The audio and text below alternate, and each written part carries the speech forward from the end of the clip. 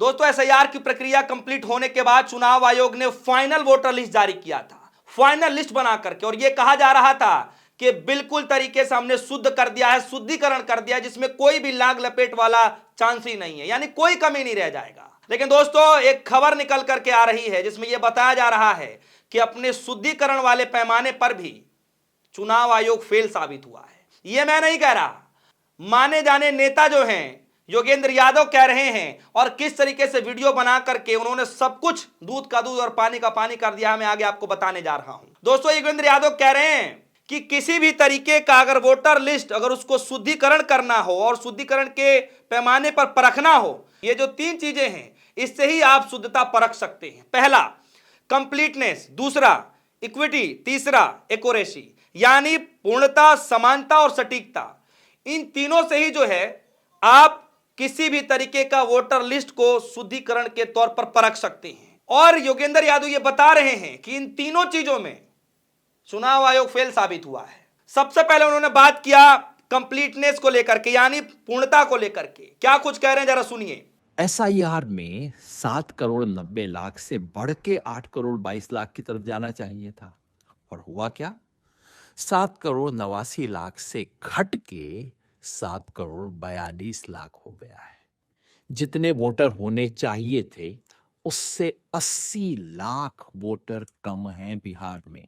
याद रखिए, ये वही बिहार है जहां पिछली बार जीतने वाली पार्टियों के बीच में फासला पूरे बिहार में सिर्फ 12,000 था। 80 लाख वोटर जो जिंदा हैं बिहार में हैं, 18 साल से ज्यादा की उम्र है, वो वोटर लिस्ट से बाहर हो गए हैं। तो सुना आपने, कह रहे हैं योगेंद्र यादव जी कि किस तरीके से भारत सरकार का यह आंकड़ा था कि 18 साल से ऊपर वाले जो वोटर लिस्ट में शामिल हैं उसमें लगभग 8.22 करोड़ यानी कि 8 करोड़ 22 लाख 8 करोड़ 22 लाख मतदाता थे।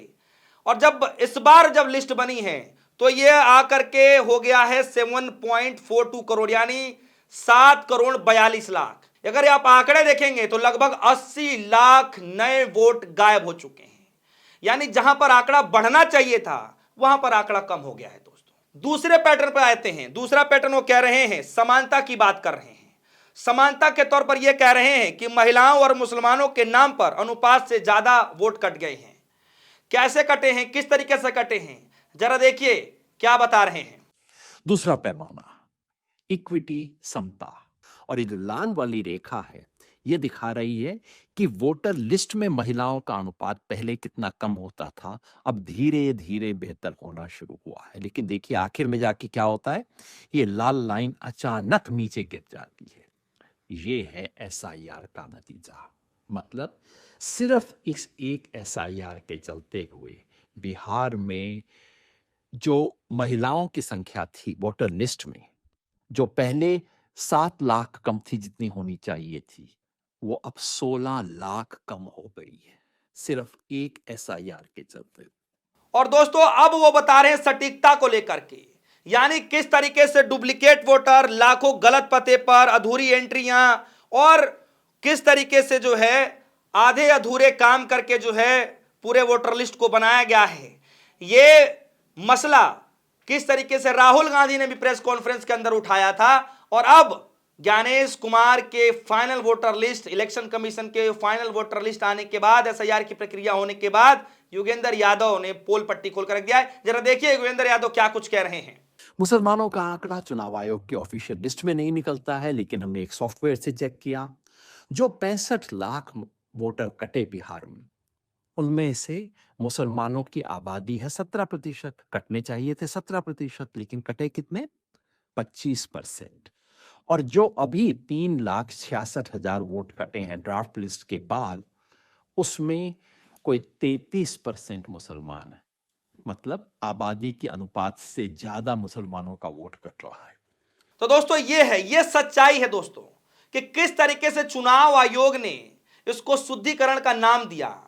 20-22 सालों के बाद एसआईआर की प्रक्रिया शुरू होती है, वो भी बिहार में, बिहार के चुनाव से ठीक 3 महीना पहले, और शुद्धिकरण का नाम दिया जाता है। और आप देखेंगे कि किस तरीके से फाइनल वोटर लिस्ट आने के बाद, शुद्धिकरण होने के बाद भी एक एक मकान में 800 लोग एंट्रियां चढ़ा दी गई हैं, यानी एक मकान के पते पे 800 मतदाता हैं। मैं आगे आपको बताने जा रहा हूं, लेकिन उससे पहले मेरा यह सवाल है दोस्तों कि इसको आदर्श वोटर लिस्ट बताया जा रहा है। ये दोस्तों आपको सोचना होगा, क्या सच में चुनाव आयोग ने ये आदर्श वोटर लिस्ट बनाया है या कुछ और ही बना दिया है? ये आपको सोचना पड़ेगा। और दोस्तों ये कोई ऐसी बात नहीं है कि चुनाव बहुत समय लगेगा तो इसमें शुद्धिकरण हो जाएगा।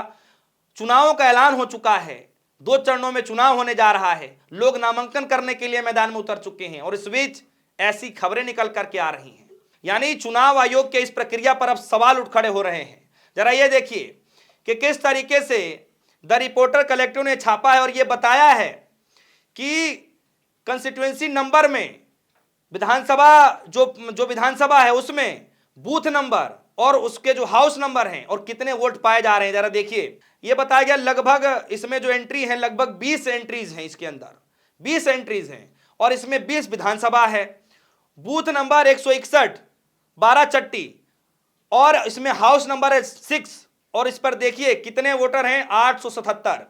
ऐसे ही परसा में देखिए हाउस नंबर 23 कितने वोटर हैं 853।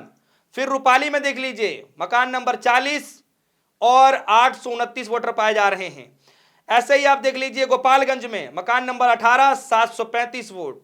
उसके बाद आप देख लीजिए बहरिया में 121 मकान नंबर और 690 एक मकान के अंदर। और ऐसे दोस्तों पूरी लिस्ट भरी हो, यानी ये कहा जा रहा है कि 20 ऐसे हाउस नंबर पाए गए हैं जिसमें 800 से ज्यादा एक मकान में वोटर पाए जा रहे हैं। और सबसे बड़ा सवाल दोस्तों कि इस एसआईआर की प्रक्रिया में यह कहा जा रहा था कि घुसपैठियों का पता चल जाएगा, कितने जो है विदेशी यहां नागरिक हैं ये पता चल जाएगा, कितने विदेशी वोटर ये सब पता चल जाएगा। और देखिए इसी खबर से जुड़ता हुआ एक खबर यह निकल करके आया है कि सांसद संजय सिंह ने एक वीडियो जारी किया और उस वीडियो के दौरान वो कह रहे हैं कि मिल गया बिहार में घुसपैठिए मिल गए। एसआईआर के बाद वोटर लिस्ट में मात्र 315 विदेशी नागरिक मिले हैं, जिनमें से 78 मुसलमान हैं और बाकी सब नेपाली हिंदू हैं।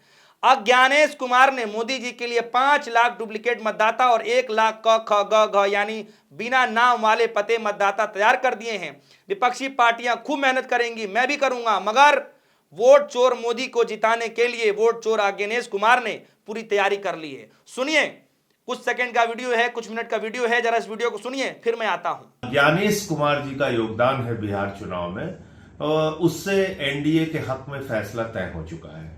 एनडीए की जीत पर उन्होंने चुनाव के पहले ही मोहर लगा दी है, सर्टिफिकेट बांट दिया है, जो बात मैं काफी लंबे समय से कहता आ रहा हूं।